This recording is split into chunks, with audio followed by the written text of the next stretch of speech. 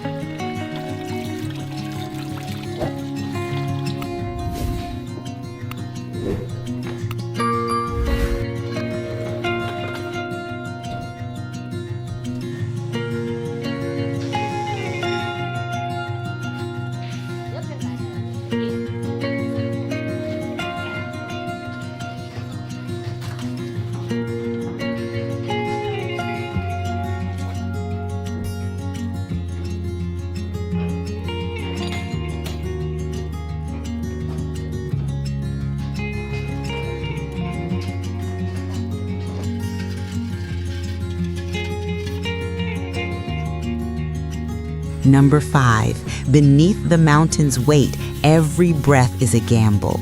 Like miners in the dark, indigenous workers strategically burrow into treacherous slopes to harvest massive mud blocks. It is a dangerous, calculated hunt for the soul of the home. This raw earth is the foundation of the iconic dual-burner traditional stove, a masterpiece of ancient engineering. From the mountain's dark depths to the kitchen's flickering hearth, this is survival, carved from the earth.